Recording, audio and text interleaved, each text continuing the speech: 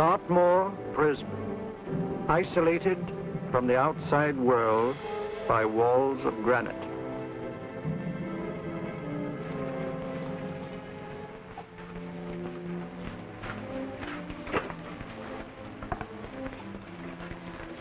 They say you could get out of here by merely telling what you know. You may or may not be another Scotland Yard bloke, but I'll give you the same answer I gave the others. I still have 2 years, 8 months, and 6 days left in which to make musical boxes. That'll be sold at auction for the benefit of this delightful sanctuary. And I intend to serve them.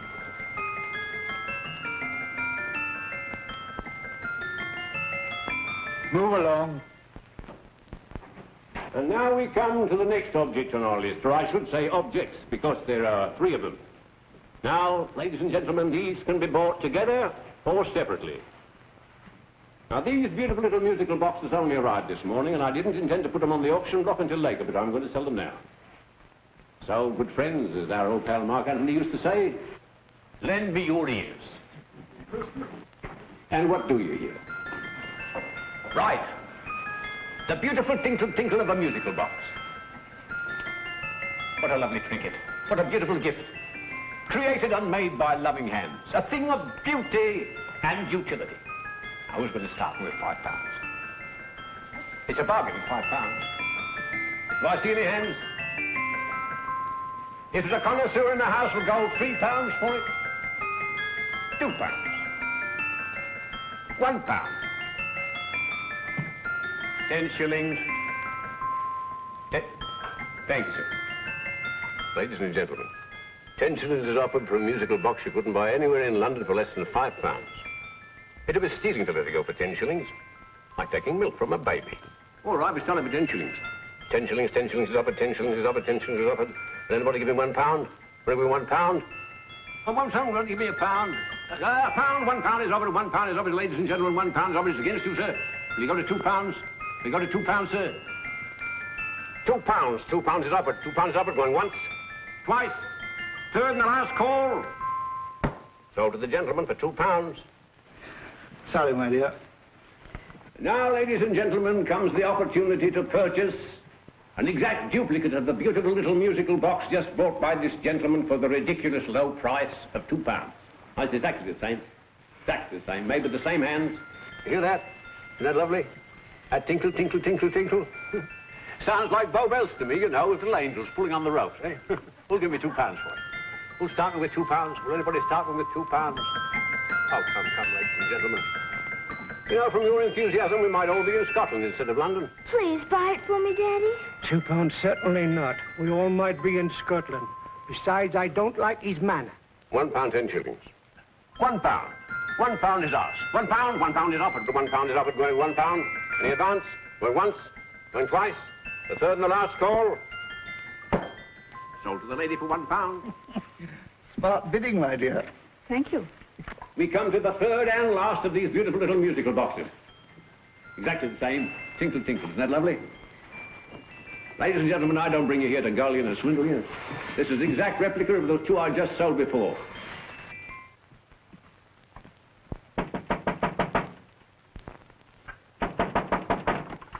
We're closed. But this is extremely important.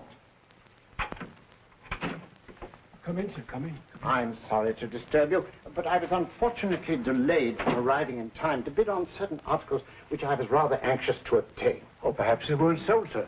We are carrying several things over. What might the articles be, sir? 3 identical musical boxes, about so large. Oh, I'm sorry, sir, but they were sold. Pity you weren't here to bid on them. They didn't bring anything like the real value. I'm most anxious to obtain them. I wonder if your records would show who the purchasers were. Oh, we don't usually give out that information, sir. For certain, shall we say, sentimental reasons, I'm most anxious to get in touch with the purchasers. I'd be willing to pay, shall we say, £5. Well, for certain sentimental reasons, sir, we'd be very happy to oblige. Alfred, today's sale. The 3 musical boxes. Musical boxes, oh. Ah, here we are. The first purchase for £2 from Mr. Julian Emery, 52 Portman Square. Write these addresses down, Alfred. Yes, sir. Second didn't leave any name. Oh, how unfortunate. I think she's a dealer. You see, they don't like us to know where the things are going. On account of the profits.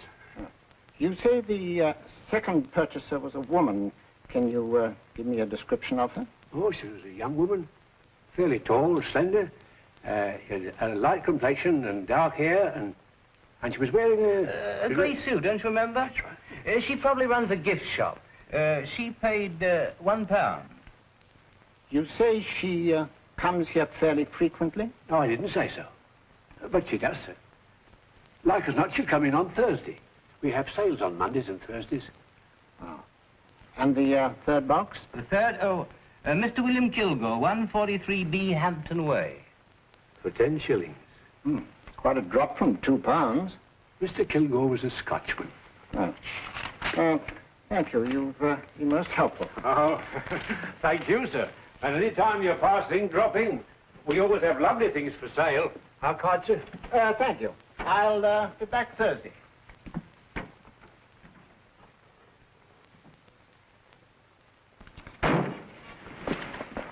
The message reached us too late. Musical boxes are being sold. Well, let's get out of here.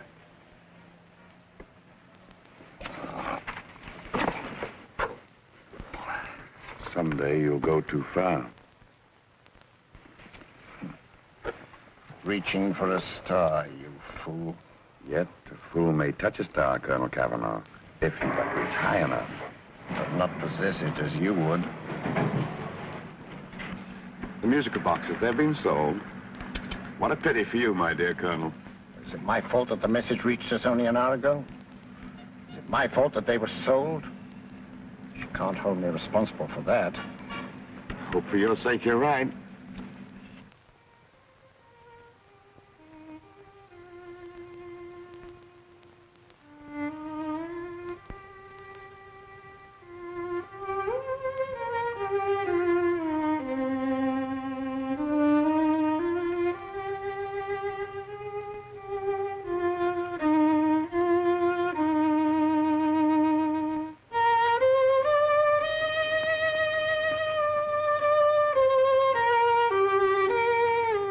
They will call upon you tonight at 7:45. A gentleman who desires to consult you upon a matter of the very deepest moment. Remember that letter, Holmes? It was written over 2 years ago. An interesting case. Devilishly interesting. Irene Adler. What a striking-looking woman from the brief glance I had of her. Seems only yesterday. What charm. What poise. And what a mind. Sharp enough and brilliant enough to outwit the great Sherlock Holmes himself.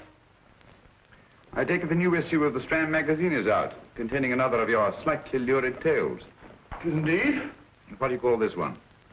I call it A Scandal in Bohemia. Not a bad title, eh? If you must record my exploits, I do wish you'd put less emphasis on the melodramatic and more on the intellectual issues involved. What do you mean by that? Well, I do hope you've given the woman a soul. She had one, you know. By the woman, I suppose you mean Irene Adler. Yes. I shall always remember her as the woman.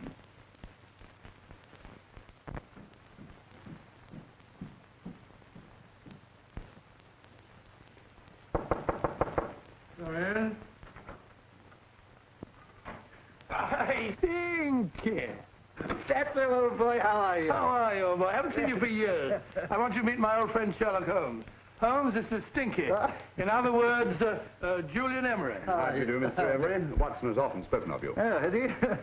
Yes, we were at school together. Yes, more years ago than I care to remember, but you didn't come in here just to remind me of that. No, I just happened to be in the neighborhood and saw your lights burning, so I took the liberty of looking you up. Still writing your mystery stuff? Yes, there's a new one out this week. Good, I never miss them. Oh, good, thanks. I say that bandage makes you look very interesting. Still poking your nose into other people's business as usual? Who hit you? I haven't the foggiest notion.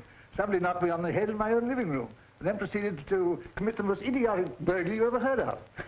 Fellow must have been balmy as a coot. Balmy? Why? Come sit down, old boy. Would you like a cup of tea? Huh? Oh, all right. I'll go and tell Mrs. Hudson. Why do you say the robbery was idiotic, Mr. Emery? Oh, simply from the fact that with about £5,000 worth of musical boxes in my living room, the thief, who I caught in the act, made off with one that isn't even worth £5. I gather you're a collector of musical boxes. Yes, I am indeed. Some of them very beautiful, but not the one that was stolen. The thief evidently grabbed the first thing that came to his hand when he heard me coming into the room. Still, it's rather odd, isn't it, that having disposed of you, he didn't pick up something more valuable. Was there anything unusual about the stolen box? No, nothing at all. No, I picked it up in the south of France, several years ago.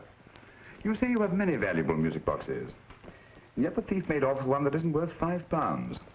Sounds like rather an intriguing little problem.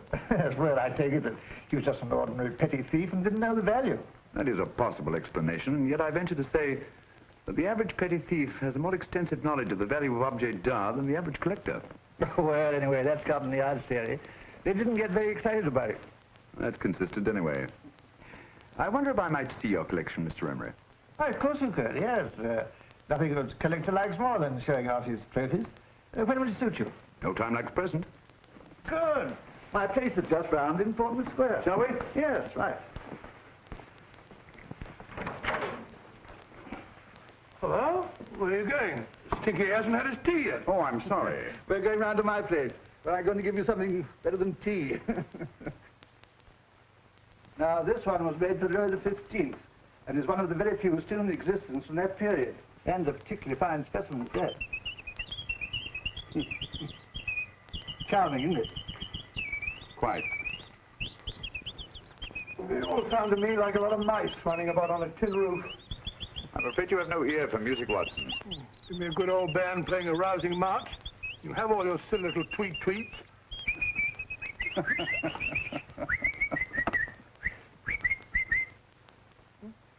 No room. This way.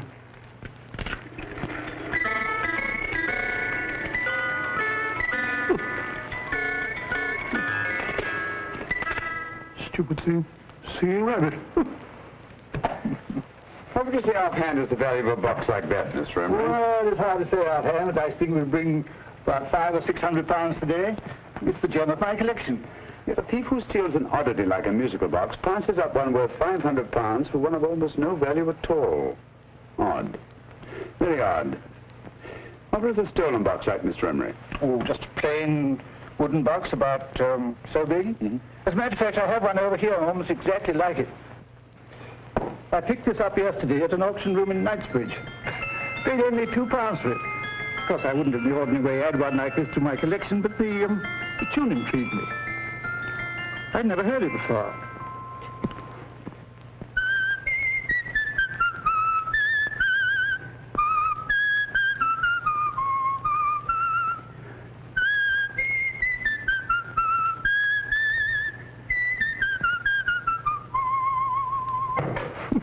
You have a remarkable ear for music, Holmes. Rather an unusual melody. Sit down, Will. Thanks. You say you bought that box at an auction sale yesterday? Yes, the Gaylord auction rooms in Knightsbridge. Run by old, what's his name? Crabtree. That's the man. At what time was the robbery committed? Oh, about 3 o'clock this morning. You know, Mr. Emery, that box and the robbery might well be cause and effect, especially since you say that the stolen box outwardly resembles this one a great deal. And Scotland Yard were not particularly interested, eh? Oh, yes, but I wouldn't blame them for that, especially as I told them I was quite unable to describe the thief, except, of course, for the fact that it was definitely a man. All you remember is that you came in here and someone struck you on the head. Yes, and the next thing I knew, my man was trying to revive me. It might be wise for you to put that box away somewhere and lock it up. Oh, I don't think that's necessary. Besides, everything's insured. Well, at least if any further attempts at robbery are made, I'd suggest that you call the police, rather than running into any personal danger. Oh, come, Holmes, aren't you being a bit of an alarmist? Possibly. Oh, Mr. Gray, old Stinky. Seems to me you are making rather a mountain out of a molehill. Molehill is the word, old boy, and it's time you were in bed. Thanks so much for letting us see your place. Now, it's been glad meeting you. Holmes, I can't understand why you were so mysterious. Seems to me the petty thief explanation was the only sensible one. Really? I can't see how you can believe it was anything else. I didn't say I believed it to be anything else. The petty thief theory is the obvious one, I grant you. However, it's often a mistake to accept something as true merely because it's obvious. The truth is only arrived at by the painstaking process of eliminating the untrue. We are not able to do that in this case without further data. Rubbish, you're pulling my leg. You're trying to turn a tuppenny halfpenny robbery into an international plot. No, I'm not. I just hope that your friend Stinky is a little more cautious in the future. Just in case.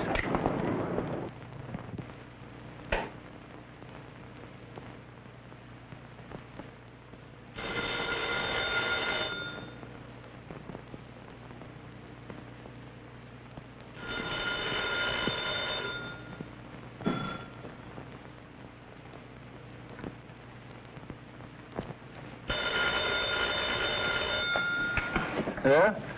Yeah? Julian Emmerich here. Who? Why, of course I remember you, Mrs. Courtney. Yes.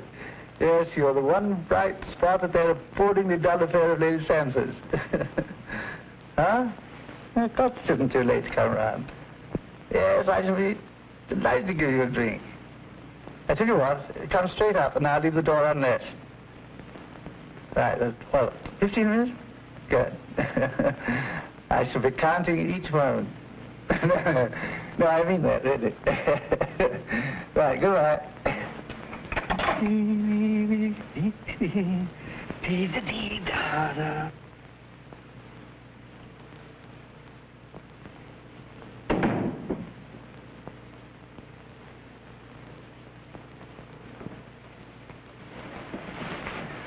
Boo!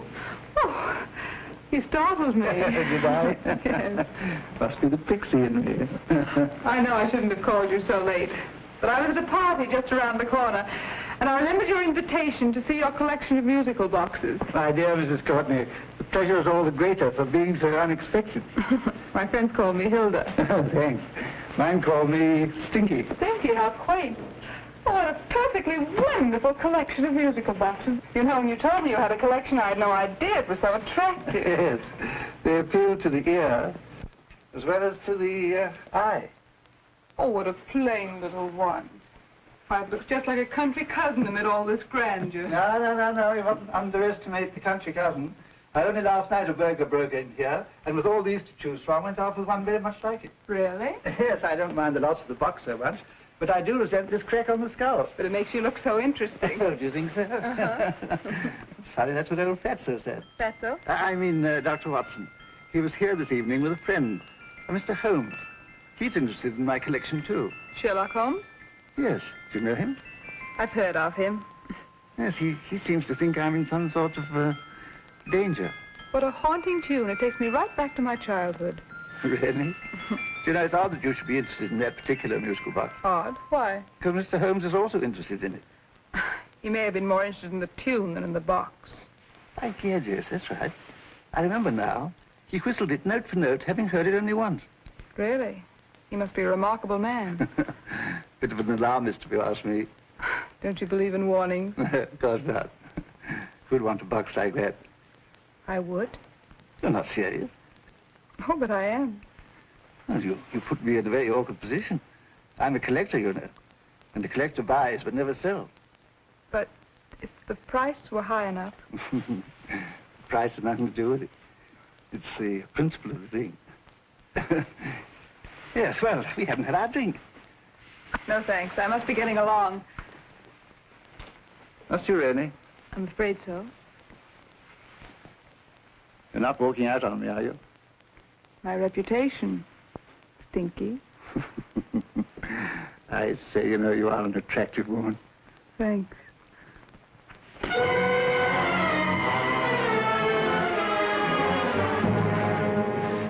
You fool. I told you to wait outside. What did you have to kill him for? All I had to do was walk out with this. He held you in his arms. Don't touch him. Don't touch anything. Now get out. I'm sorry. You're sorry. What about me? This is murder. What about Scotland Yard? What about Sherlock Holmes? Now get out!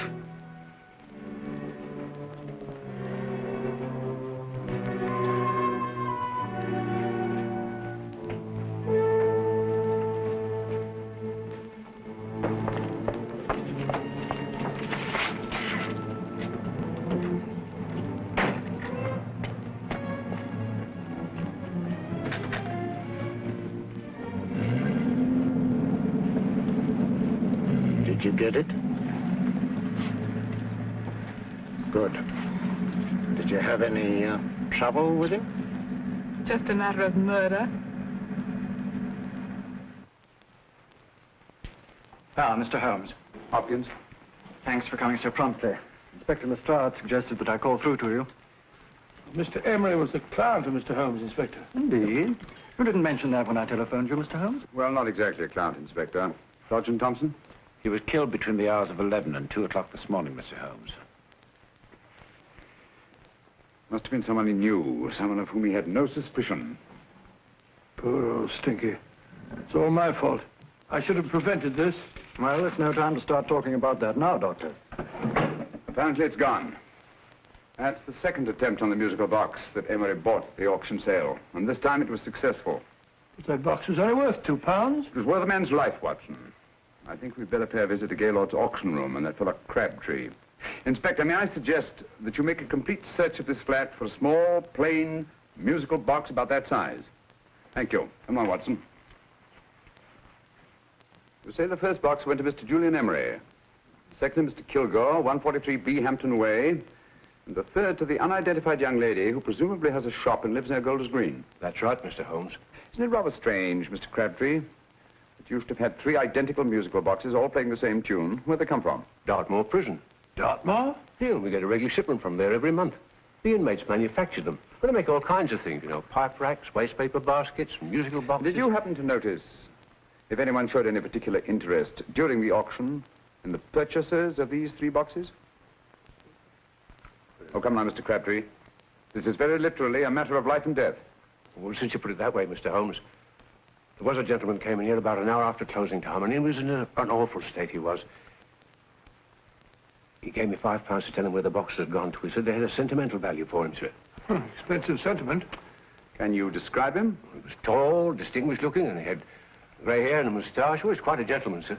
What was his reaction when you were unable to supply him with the address of the young lady who owned the shop? I told him the young lady usually come back on Thursday. He said he'd come back on Thursday. Now, that's tomorrow. Thank you, Mr. Crabtree. You've been very helpful. Thank you. Come along, Watson. Where are we going now, Holmes? To the home of Mr. Kilgore, the man who bought the 3rd box.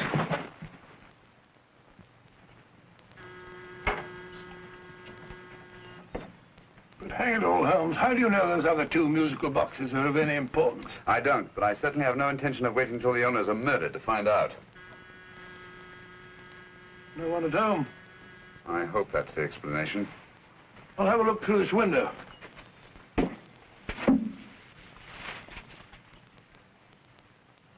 Doesn't seem to be anyone there. The whole place seems deserted as far as I can see. Yes. Mr. and Mrs. Kilgore at home? No. When do you expect them? Oh, in an hour or so. There's no use you're hanging about. They don't buy nothing from peddlers. Peddlers? My good woman, this is Mr. Sherlock Holmes. Sherlock Holmes? Oh, go on. Do you mind if we come in and wait? My business is rather urgent. Well, I've got to go out and do my shopping.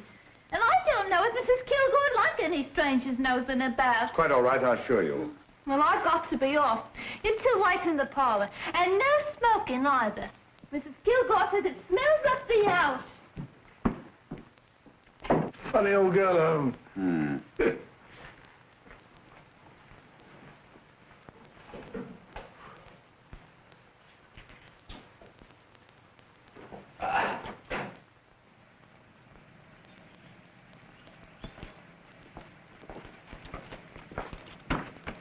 Park Lane.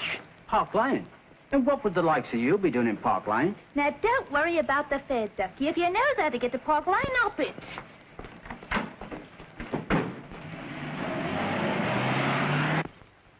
You know, Holmes, I've been thinking. There must have been something hidden in that box of old Stinky's. Stolen jewelry, possibly. What's up, Holmes? Listen. What's just the steam in the water pipes?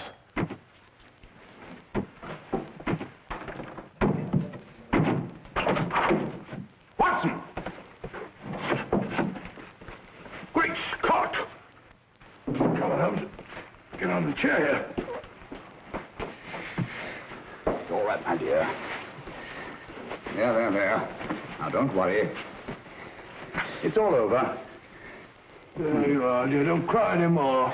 She tied me up and shut me in the cupboard. I know. She won't come back. Did you show her your new musical box? Yes, she said she wanted to hear it play, and as soon as I showed it to her, she grabbed hold of me. I know. Now, don't worry.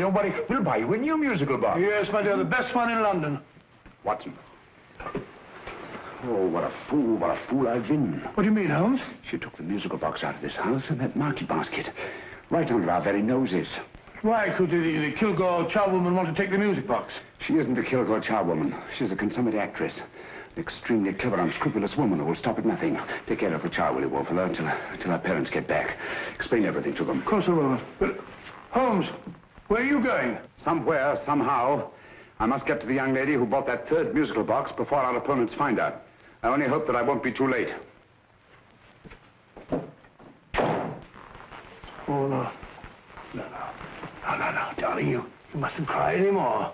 Now, cheer up. Would you like to hear old Uncle make a noise like a duck?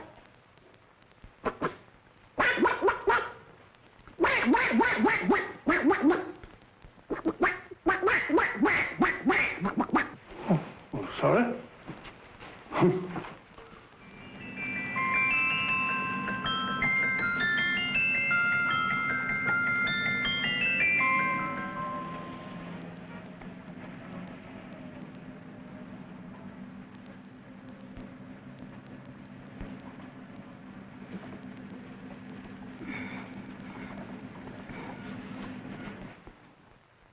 Now, ladies and gentlemen, how much am I offered for this beautiful lace Dresden china figurine?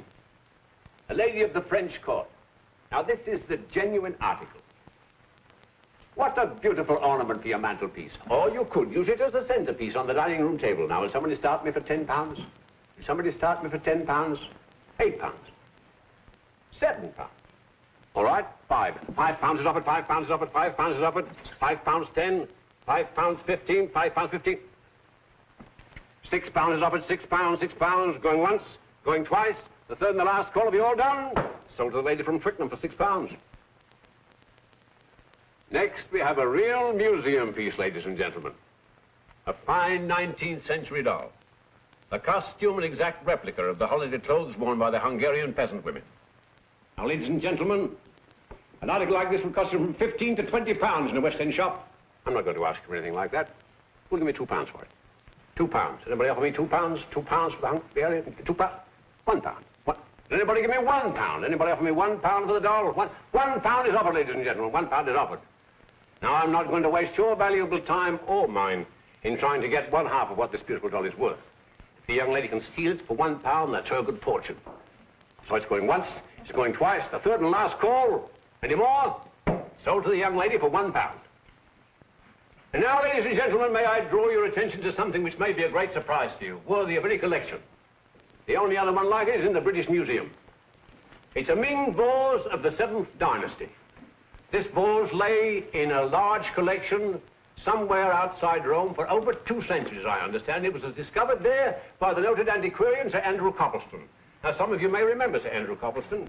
Besides being a noted traveller and antiquarian, he's also a gentleman rider.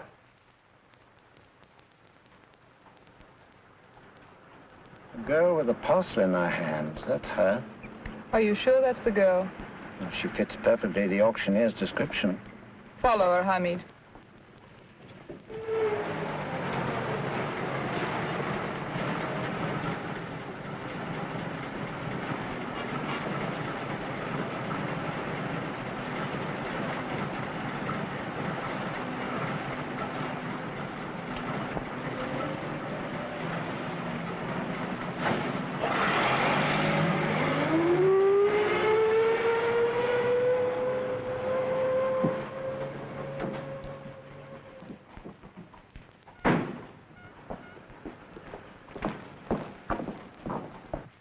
Lovely, dear. And only £1. We can get at least 3 for it. Easily. I'll go make some tea. I could do with a cup. Right.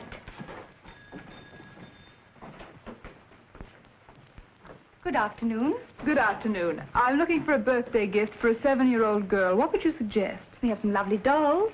Now, this Hungarian I think she has enough dolls already. Books are always welcome. Well, I'm looking for something a little different. Well, that's rather cute. What is it? Well, that's a musical box. Children always love them. And this is an exceptionally nice one. It plays many tunes.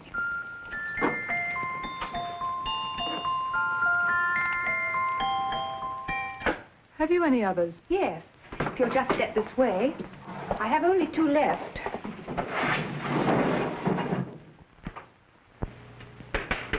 Oh, nice.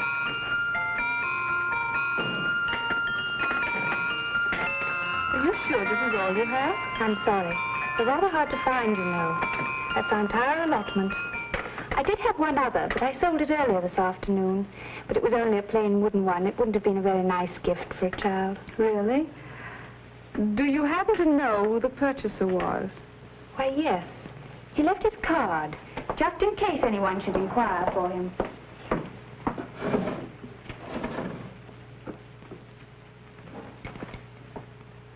How interesting.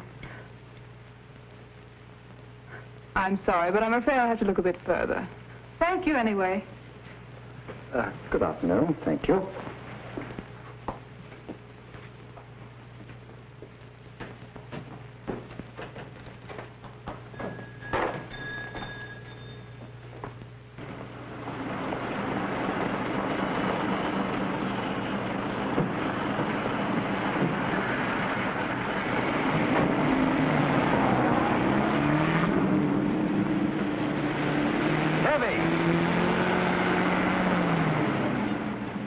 Follow that cab. Here, now, what? Scotland Yard. Hop in.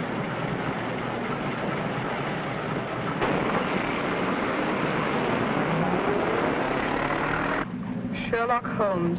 I might have known.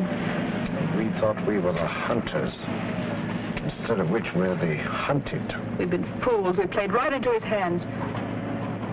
Of course. He's had us followed. Don't look. The man in front of the toy shop. Hamid. Turn sharp right at the next corner and again at the next.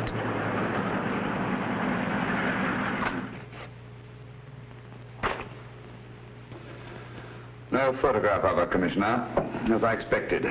She's not a known criminal. But how do you expect to know if you do find her? After all, she was disguised as a charwoman. Don't worry, old fellow. If I ever see her again, I'll recognize her. Well, it won't be long till we know who they are and from where they operate. Who's covering them? Sergeant Thompson's following them, sir. They won't get away from him. He's a good man. We could have arrested them at Clifford's toy shop if we had any proof. But we know that they killed Emery. Proof, my dear fellow. We must have proof. We've x-rayed it, sir. There's nothing whatever concealed in the box. We'll have a look at the plates.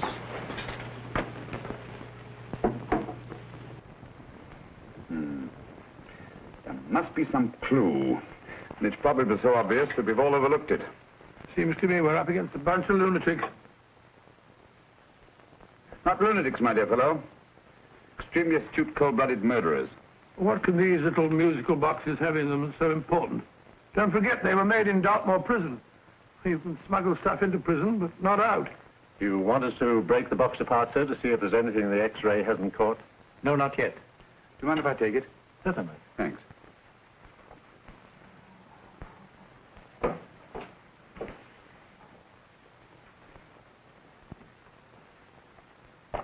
The governor of Dartmoor Prison informed us, sir, in answer to Mr. Holmes' question, that all 3 musical boxes were made by the same convict, John Davidson, serving a 7-year term, sir. Davidson? The Bank of England plate. That'll be all. Yes, sir. Now we're getting somewhere. Wait a minute. How did you know about the plates, Mr. Holmes? I'm a student of crime, Inspector. I make it my business to know about such things. And when the name of Davidson was mentioned... Well, who is this fellow Davidson? As long as Mr. Holmes seems to know all about it already, I suppose there's no harm in telling you. 2 years ago in London, there occurred a robbery of such tremendous importance, although the stolen articles themselves have no intrinsic value whatsoever, that the Home Secretary was instrumental in seeing that not a word of it appeared in any newspaper. But you never told me anything about this, Holmes. You were away at the time. Articles of no intrinsic value and yet of such importance? I don't understand. Davidson was apprehended within 15 minutes of committing the theft. But by that time, He'd hidden the articles in question, and they've yet to be found. Before going further, Dr. Watson, I must inform you that this matter is not to be mentioned outside of this room. Of course not. Do I look like a man who'd gossip? Let's not go into that now, old fellow, shall we? Davidson had been employed for years in a position of extreme trust by the engravings department of the Bank of England. The articles he stole were nothing less than a complete duplicate set of plates for printing £5 notes. What? The Bank of England's own plates? Precisely. And with those plates, a gang of crooks could flood England with £5 notes, not forged in the usual sense of the word, but notes undetectable from genuine Bank of England notes in any way whatsoever. Good heavens. Any whisper at all might have resulted in enormous damage in shaking public confidence in the Treasury. We tried everything after we arrested Davidson. Offered him a shorter sentence if he'd tell us where he'd hidden the plates. Why, we even put in Scotland Yard men with him as cellmates, but no result. Obviously, Davidson is a man of strong character and infinite patience. Yet suddenly he feels impelled to smuggle out the secret of the hiding place of the plates to his confederates. Why?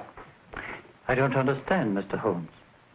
Well, for example, has the Bank of England made any plans to radically change the design of the £5 note so that in, say, 7 years from now, notes made from the stolen plates would be worthless? Confidentially, Mr. Holmes, such a move was discussed. But replacing all the £5 notes in circulation would be such a Herculean task that nothing's been done about it as yet. I see. Of course, there is another possible explanation. Davidson didn't have much time to find a hiding place before he was captured. He may be afraid that the plates will be accidentally discovered before he's released. Hence his anxiety to communicate their whereabouts to his confederates as soon as possible. I believe you've hit it, Mr. Holmes. I'm sure that the message is contained in this musical box. Or rather, in all 3 musical boxes, since possession of all 3 seems to be essential. Our opponents have 2/3 of the puzzle, we have 1/3. Well, what are you going to do, Holmes? Try to deduce the message from the 1/3 that we have.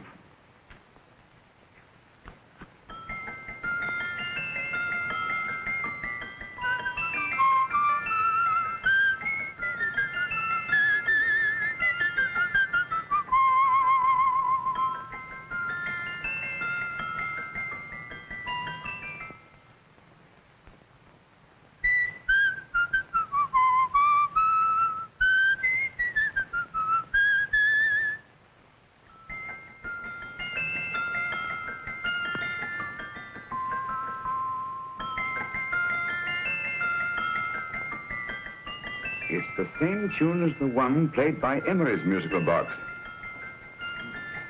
And yet it's different. Sounds the same to me. The tune. Somehow the tune is the key to the mystery. It must be the tune. Otherwise, why use 3 musical boxes to convey the message? Why not collar boxes or shoe boxes? Yes? Oh. It's for you, Inspector. Oh, thank you, sir. Inspector Hopkins speaking. What? Where? Golders Green Station reports they've just found Sergeant Thompson's body. From the tire marks on his clothes, he was apparently run over by a taxi. What an unfortunate accident. Not an accident, my dear fellow. I'm afraid it's murder.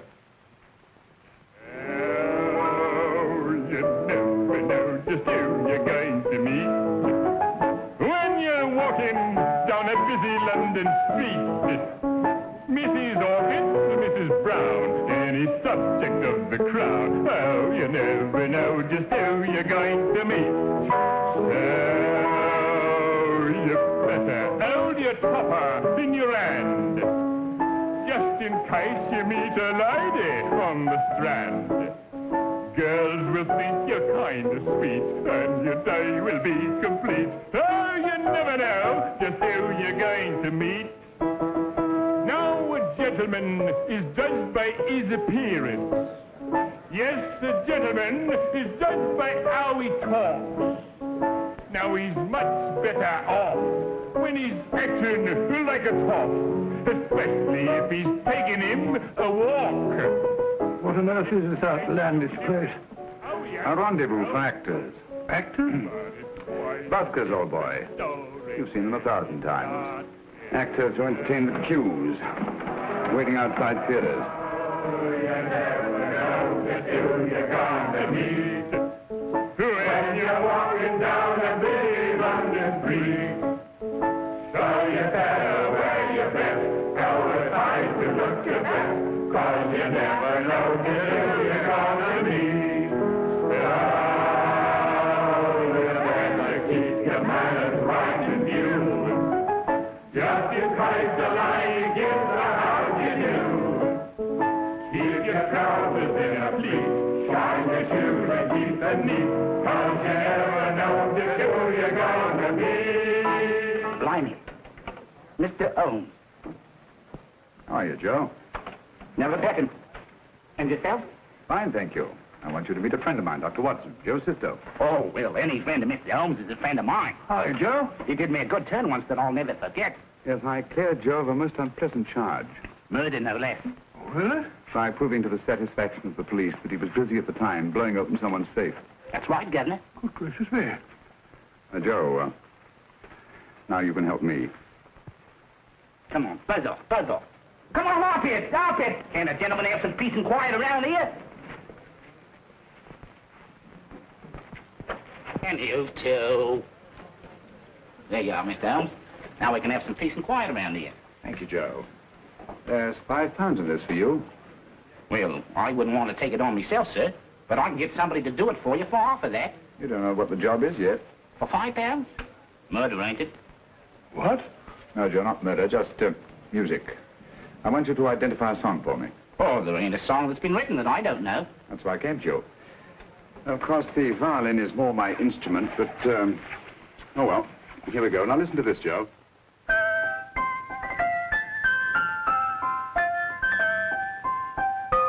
Wait a minute. You're playing that wrong. That should be E natural, not E flat. You know the song? Oh, yes. It's an old Australian song called, The Swag Man. But you're playing it all wrong. That's what I hoped you'd say. Now listen again, Joe.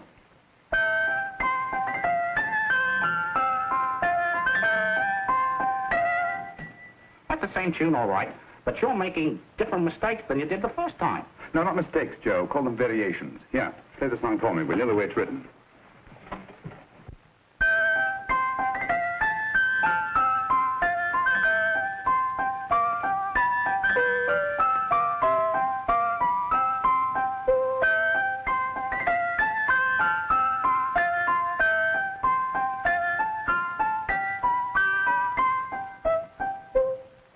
There you are. Thank you, Joe. What's it mean, Holmes? You onto something? Perhaps. I don't know yet. It's probably a code of some sort. Joe? Could you write the song down for me? The way it was originally written? Oh, sure, Mr. Holmes. But it'll take a few minutes. Here, ladle. Pale ale. Come on, off to it. Along with it.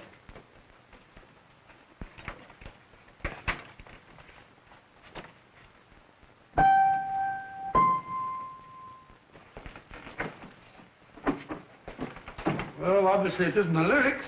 No combination of those words made any sense at all. The variations in the way Emery's musical box played the tune are different from the variations in the one we have. You sure? Quite. You see, I took the trouble to memorize the tune as played by Emery's box that night we were with him in his flat. Holmes, you amaze me. Elementary, my dear fellow. One of the first principles in solving crime is never to disregard anything, no matter how trivial. Why are there 3 boxes? Why not 1? Because the message was obviously too long to be conveyed by any one variation. Then there's the 3rd box, the one that woman took from the Kilgores. That contains yet another set of variations. Yes, well, it's all beyond me. Well, all we have to do now is to find the secret of the variations. Not a very easy problem to solve, my dear fellow.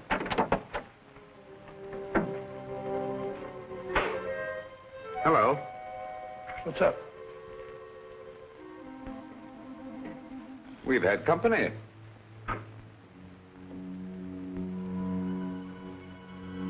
I say, this is outrageous. Ask Mrs. Hudson to come in here, will you? Right.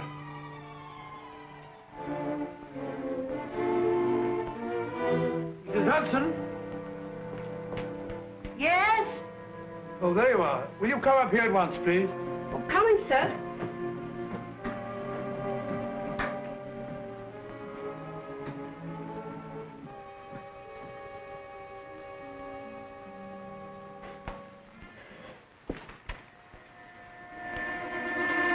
Mercy me, Mr. Holmes. What has happened? Who called while we were out, Mrs. Hudson? Just a young lady. The one who said you wanted her to wait for you. And a nice-looking old gentleman with Our her. friends again, Watson. Friends? What did the young lady look like? Oh, I couldn't see her face. She had a heavy black veil on.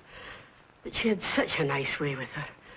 Oh, I'm sorry, Mr. Holmes, if I've done anything wrong. But you did say I should always let clients come in and wait for you. Don't worry, Mrs. Hudson, don't worry. You had no way of knowing. It's quite all right, quite all right. Now, don't worry, Mrs. Hudson. Don't worry. Where on earth's the musical box? They didn't get it. Didn't get it? Where is it? It's in your hand. Huh? In that biscuit jar. Pick the biscuits off the top. Now put your hand inside, and you'll find the music box. Well done, Holmes. Well done. Amazing.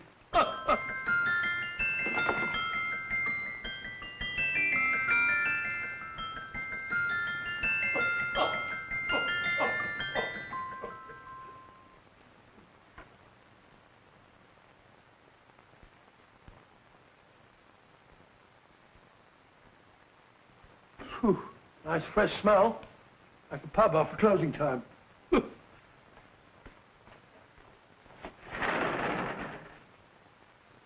I say, Holmes, What? it's morning. Allow me to congratulate you on a brilliant bit of deduction.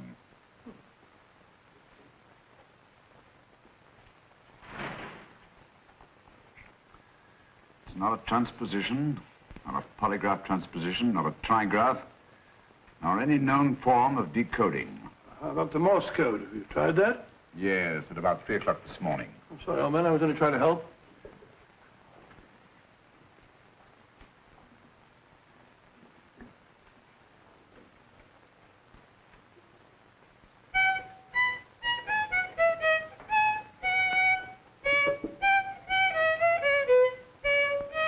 Oh, do me a favor. Not again. Must have heard that thing 1,000 times. Kept me awake all night.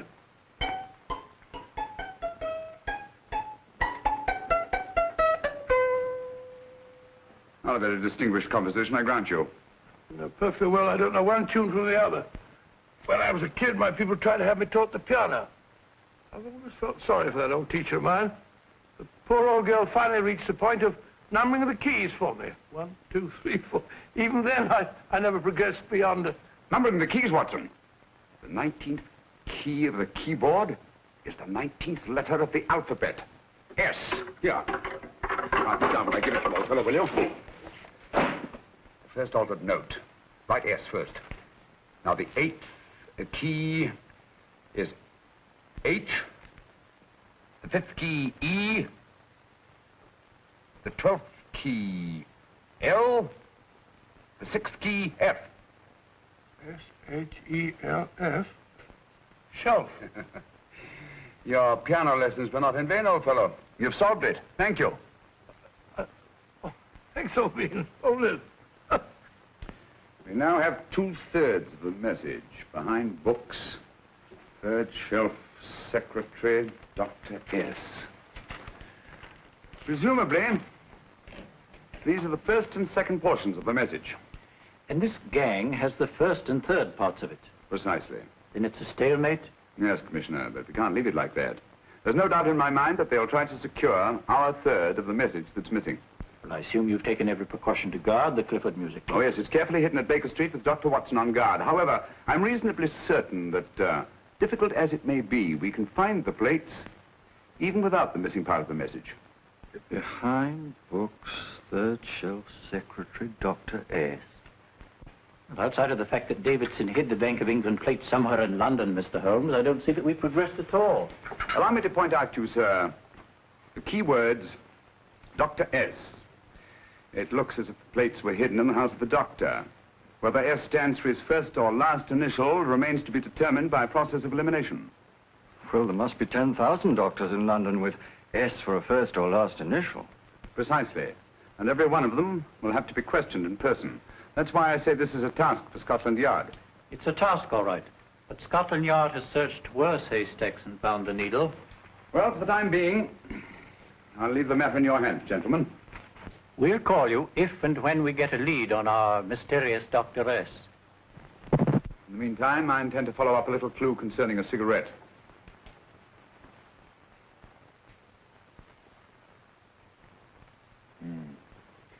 You're certain of the identification of the tobacco?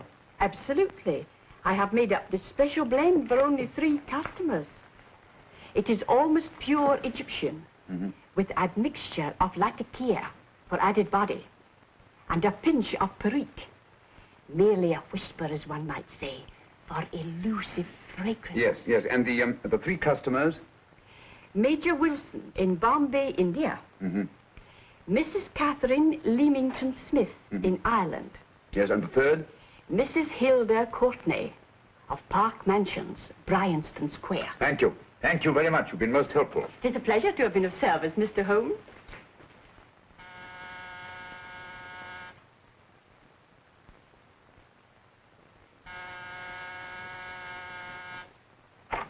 Yes? Mrs. Courtney? Yes. My name is Sherlock Holmes. Oh, do come in. Thank you. I've heard of you, of course, Mr. Holmes. I believe we have a mutual friend in Sir Edward Brookdale. He's spoken to me of you quite often. Indeed. And to what good fortune am I indebted for this visit? I think you know Mrs. Courtney. Well, I did get a summons for speeding last week. But outside of that, I don't think I'm of any interest to the police. Oh, come now, Mrs. Courtney. You seem to forget that you and I have met before. I'm sorry. I'm sure I would have remembered meeting the great Sherlock Holmes. Please sit down. Thank you. You say we met before. Yes. At the home of Mr. and Mrs. Kilgore, 143B Hampton Road. Kilgore? I don't think I know anyone of that name. Well, I didn't say you knew them. As a matter of fact, you called on them when they were out. I don't understand, Mr. Holmes. Really? And you were dressed rather differently. Indeed. Cigarette? Thank you.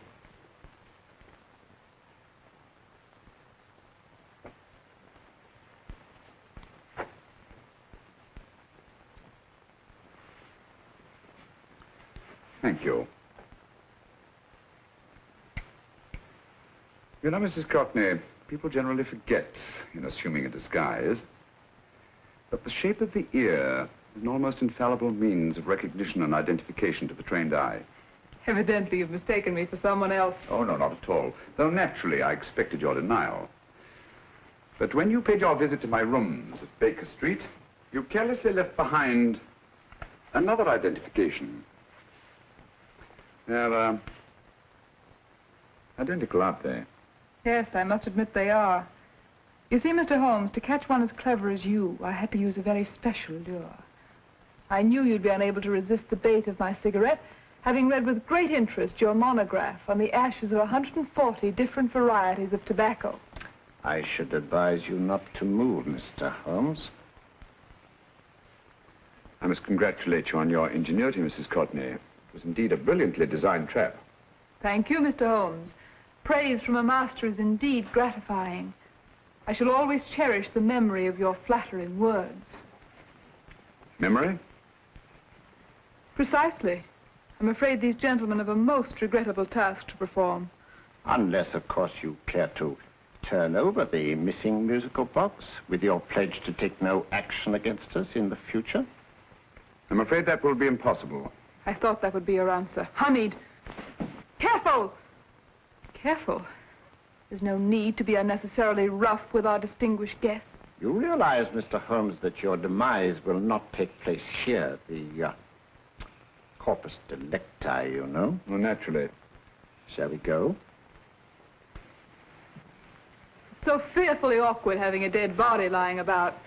Don't you agree, Mr. Holmes? Another dead body shouldn't weigh too heavily on your conscience, Mrs. Courtney.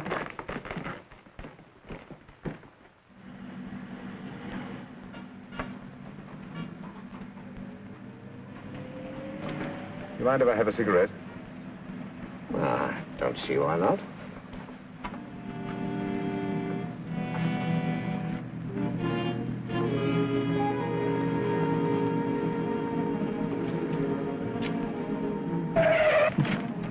Be careful, Hamid. It's the brakes, they bind. Thank you, Colonel Cavanaugh. It's very considerate of you.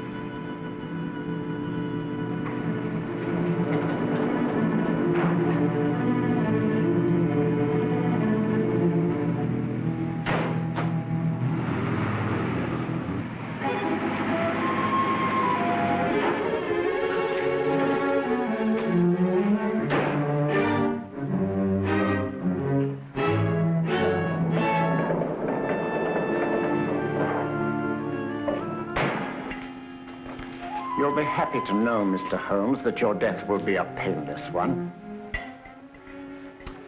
Hamid, attach this to the motor of the taxi.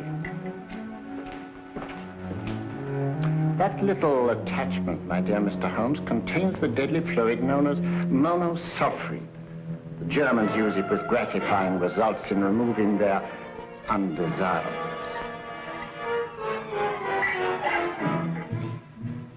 Start the motor.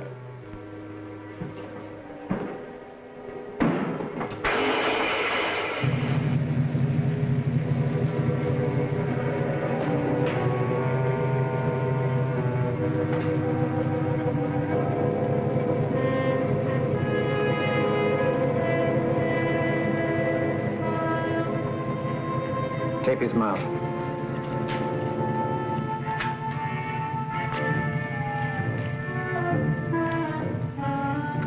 Now, up with him, Hamid.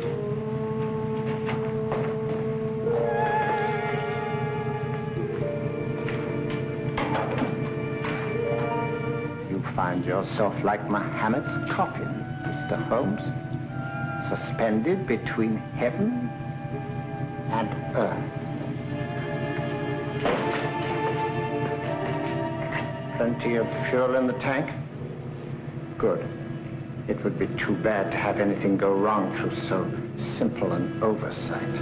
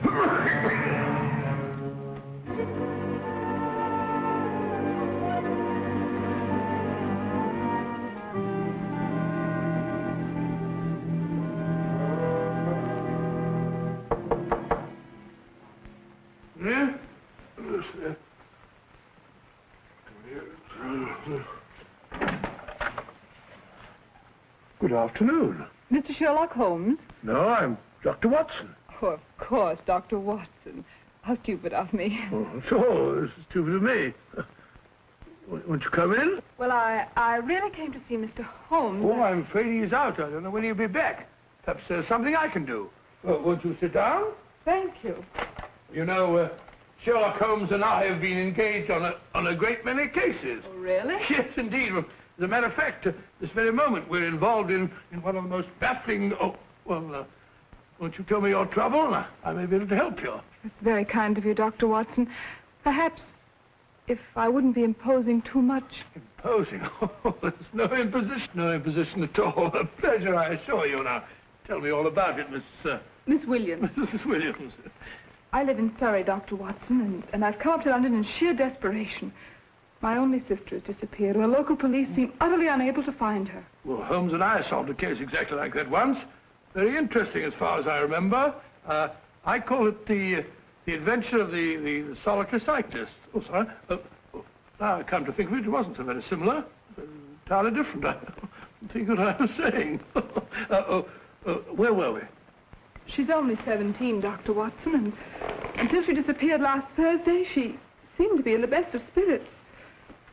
Well, possibly a romantic entanglement? Oh, no, nothing of the sort. She left no note, didn't even pack a bag, no explanation. She just started to walk to the village from our house in broad daylight and simply vanished from the face of the earth. Oh, there. Might I have a glass of water? Glass of water. Have one minute.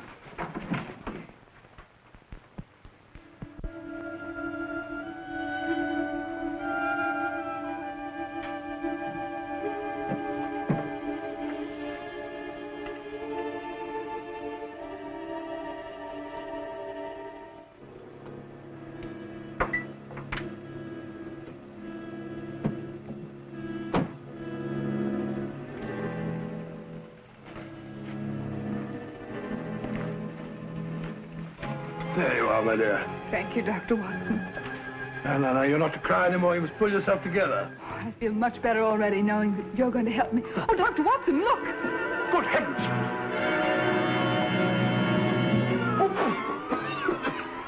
Get through the fire brigade, quickly!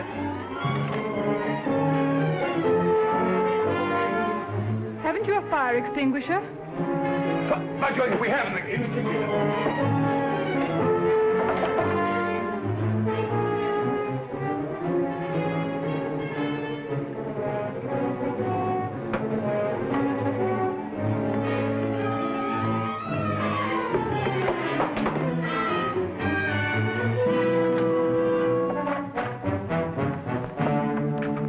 Don't you worry, Miss Williams. We'll have this thing out in no time.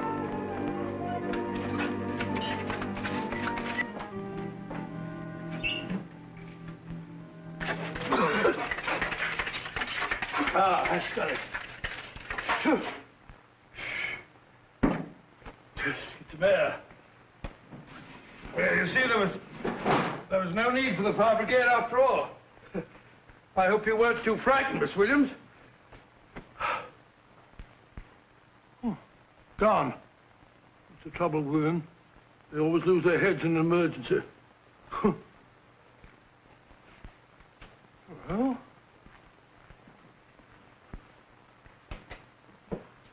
a musical box. Great Scott!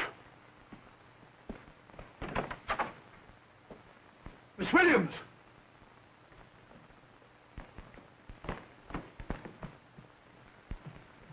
Well? Good. And Holmes?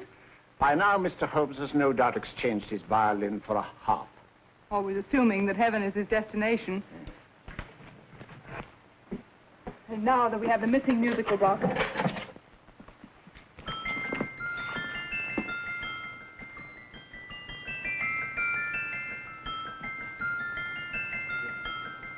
"19th note. 19th letter. Yes. He hasn't been there, you say? Holmes, where on earth have you been? I've been trying to get you at the club, at Scotland Yard, all over London. You're looking for me in the wrong places. Holmes, terrible things happened. I've been duped. That woman, she made a complete fool of me. Well, what do you mean? Well, she came here, let off a smoke bomb. I thought the whole place was on fire, and my first thought was to save the musical box. No need to say any more. She has the box. Yes. Don't blame yourself too much, old fellow. She's an extremely clever antagonist. Smoke bomb, you said? Well, you can console yourself with the thought that your charming friend is at least a reader of yours. What do you mean? If I remember correctly, you wrote about my little experiment with smoke and the cry of fire in a story you entitled A Scandal in Bohemia, which has just appeared in the Strand magazine. All right, old boy. Don't rub it in. But it may cheer you up to know that you made a fool of me, too. That cigarette stub was planted here for one express purpose. We're going to bandaging around this place. Bandaging? What's the matter, Holmes? You hurt? Explanations will have to wait until later. At the moment, we're faced with a problem which I fear is insurmountable. Come over here, old boy, will you? Right. Our opponents are in possession of all 3 parts of the code. And here are we, while the Bank of England plates pass into their possession. Cheer up, old fellow, cheer up. As Dr. Samuel Johnson once said, there's no problem the mind of man can set that the mind of man cannot solve. What's that, old fellow? I was just quoting Dr. Samuel Johnson. He said there is Thank you, Watson. Thank you. Leaving the front reception room, we come into the main hall, where Dr. Johnson was in the habit of passing through to have his meager meals in the dining room opposite, in company with his friend and biographer, James Boswell. We will now pass up the stairway, which remains in its natural wood finish, just as it was when the good doctor was here. The framed etching on the wall is believed to have been presented to Dr. Johnson by the distinguished painter, Sir Joshua Reynolds.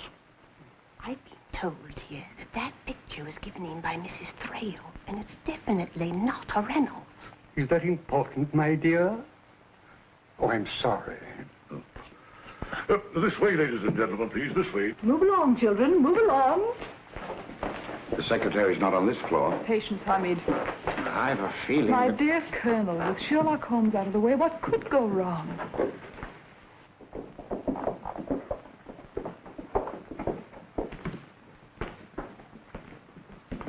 And here we have the Garrett Library, in which Dr. Johnson wrote his famous dictionary, and in which you will see also many of the great man's books and other items of interest. Step forward, ladies and gentlemen, please, step forward. Standing in the corner is the secretary, which contains many of the original works by the literary genius. On this table, Dr. Johnson's cat, Hodge, used to sleep while his master worked. A strange thing about this cat, ladies and gentlemen, was its love of oysters. They do say that the dear doctor often went hungry to find the cat that delicacy.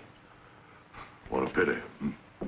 Now we will visit the grey room, which is immediately below us, in which you will see the very bed in which Dr. Johnson died. What did he die of? Gout. Just gout. This way, ladies and gentlemen. Mind the steps, please.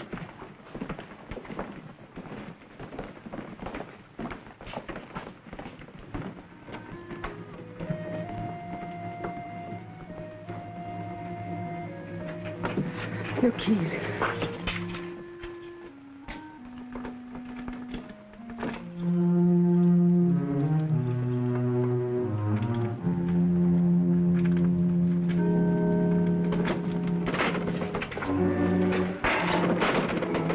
Third shelf up.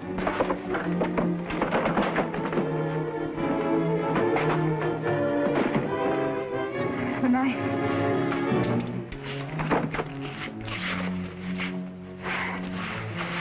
Gentlemen, the Bank of England plates. Well, Mrs. Courtney, so we meet again. No, I shouldn't do that if I were you, Colonel Cavanaugh. I must congratulate you, Mr. Holmes. You're far more clever than I thought. Thank you, Mrs. Courtney. Praise from you is indeed gratifying. I shall always cherish the memory of your flattering words. Memory? Oh, thank you. And now I have a most regrettable task to perform.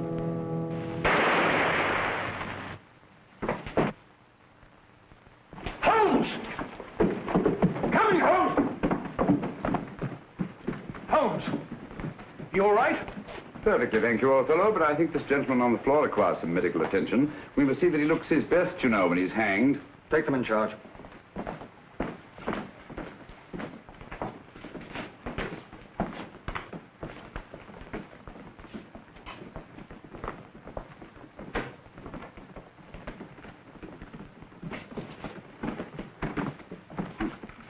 A brilliant antagonist. It's a pity her talents were so misdirected. Will you see that these plates are returned to the Bank of England, Inspector? I still don't understand how you solved it, Mr. Holmes. It's entirely due to Dr. Watson. He gave me the clue when he mentioned Dr. Samuel Johnson. Well, congratulations, Doctor. Oh, thank you, Inspector. I don't think I'd have done it entirely without Mr. Holmes's help, you know.